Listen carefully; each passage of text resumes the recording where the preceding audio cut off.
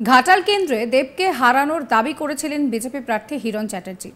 শুভেন্দু অধিকারী থেকে বিজেপির ছোট বড় নেতারা সবাই দাবি করেছেন যে এবার ঘাটাল সিটটা বিজেপি জিতছে। তবে এবার শুরুর দিকে যতটা কনফিডেন্ট হিরণ ছিলেন, এখনো কি সেই কনফিডেন্সটা আছে নাকি ভাটা পড়েছে?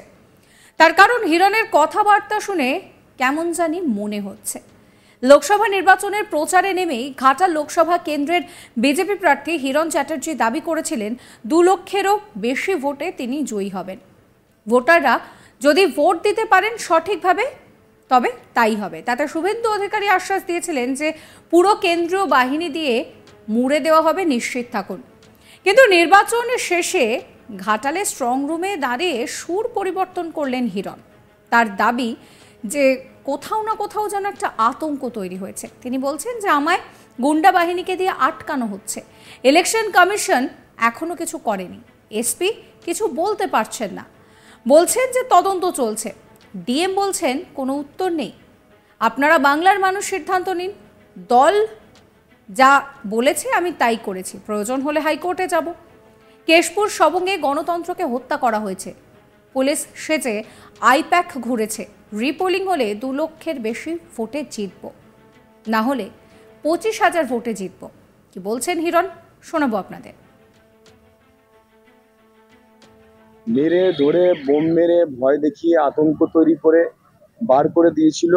যেখানে খুল্লা ছাপ্পা মেরেছে তৃণমূল, মানে অবাধে ছাপ্পা মেরেছে। আপনারা দেখেছেন যে কেশপুরে কিভাবে আমাকে প্রত্যেকটা জায়গায় তারা মানুষকে দিয়ে, তাদের গুন্ডা বাহিনীকে দিয়ে, লুঙ্গি বাহিনীকে দিয়ে আগুন জ্বালিয়ে হাতে বাঁশের লাঠি নিয়ে আমাকে আটকেছেন। সারা ভারতবর্ষের মানুষ দেখেছেন যে মায়েরা কিভাবে অসহায়ভাবে কান্নাকাটি করছেন এই আতঙ্কে যে তার ছেলে পুলিশ এজেন্ট বসেছিল তাকে মার্ডার করে দেবে বলে তৃণমূল হুমকি দিয়ে গেছে।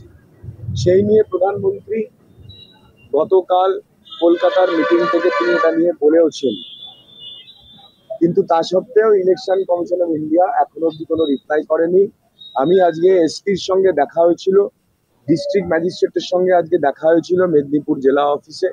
তাদের দুজনকেই বললাম যে 25 তারিখ যে ভয়াবহ লুঙ্গি বাহিনী কাণ্ড করলো, তাণ্ডব নৃত্য চালালো কেশপুর জুড়ে, তার আপনারা কি অ্যাকশন নিয়েছেন?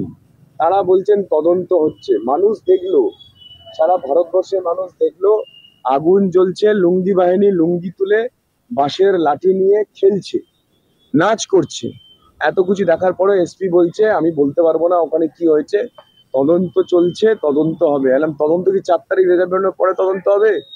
144 ধারা, যেখানে জমায়েত হতে পারে না মানুষ, জমায়েত করে হিরণকে আটকেছে। আপনার ওই পশ্চিমবঙ্গ পুলিশ আমাকে সেখান থেকে নিয়ে যেতে পারেনি। আপনি তো ব্যর্থ এসপি, আপনার তো রেজিগনেশন দেওয়া উচিত ছিল 25 তারিখ সন্ধ্যেবেলা। আপনি তো রেজিগনেশন দেননি। তিনি আমাকে উল্টে বলছেন যে আপনি আমাকে লিমিটের বাইরে কথা বলছেন। এই হলো মমতার দলদাস পুলিশ। ডিস্ট্রিক্ট ম্যাজিস্ট্রেট তিনি বলছেন আমার কাছে এর কোনো উত্তর নেই, আপনি ইলেকশন কমিশন অফ ইন্ডিয়ার সঙ্গে কথা বলুন। আর ইলেকশন কমিশন অফ ইন্ডিয়া নিশ্চুপ, তারা না কোনো ইমেলের রিপ্লাই করছে, তারা না তাদের পাঠানো যে জেনারেল অবজারভার লাল বিনা সাহেব, তিনি ফোনও তোলেন না, মেসেজের রিপ্লাইও করেন না, উল্টে আমাদেরকে ভিডিও ফুটেজ দেখাচ্ছিলেন না। আপনারা বাংলা মানুষ সিদ্ধান্ত নিন যে এটা গণতন্ত্র না গণতন্ত্রের হত্যা। 4 তারিখ বাংলার মানুষকে যতই আটকানোর চেষ্টা করুক না কেন, বাংলার মানুষ দুহাত তুলে আশীর্বাদ করেছেন মোদিজিকে, দুহাত তুলে আশীর্বাদ করেছেন ভারতীয় জনতা পার্টিকে। তারা ভারতীয় জনতা পার্টিকে বিপুল ভোটে জেতাবে আগামী 4 তারিখে, সেটা আমরা দেখতে পাবেন। কিন্তু আমার দুর্ভাগ্য লাগলো যে নির্বাচন commission, central force, Paschimbanga police সবাই মিলে কিভাবে ষড়যন্ত্র করে কেশপুরের মানুষকে, তাদের গণতন্ত্রকে হত্যা করলো সারা বাংলার মানুষ আজকে দেখছে। আমি লজ্জিত এর জন্য, আমি লজ্জিত বাংলার মানুষের কাছে, বাংলার গণতন্ত্রে। যদি এই ভোট লুট না করতো তাহলে 2 লাখ ভোটে জিততো। যদি রিপোলিং এর জন্য আমরা আবেদন করেছিলাম, নির্বাচন কমিশন যদি আবেদন রাখে, এখনো কিছু জানায়নি, উত্তরই দেয়নি নির্বাচন কমিশন।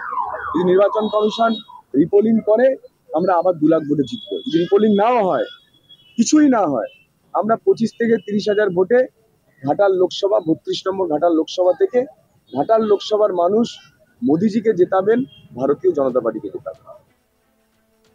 ঘাটাল লোকসভা কেন্দ্রের নির্বাচনী লড়াই এবার ছিল দুই তারকার মধ্যে, টলিউডের দুই তারকা দেব বনাম হিরণ। তাদের লড়াই রাজ্যবাসীর নজর কেড়েছিল। হিরণ বরাবরই দেবের বিভিন্ন দুর্নীতি এবং নানান ইস্যু সামনে এনে প্রচার করেছেন।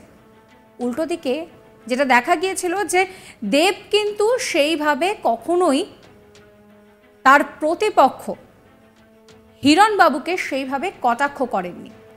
তিনি বারবার রাজ্য সরকারের উন্নয়ন এবং ঘাটাল মাস্টার প্ল্যান হবে সেই ইস্যুকেই সামনে রেখে গিয়েছেন।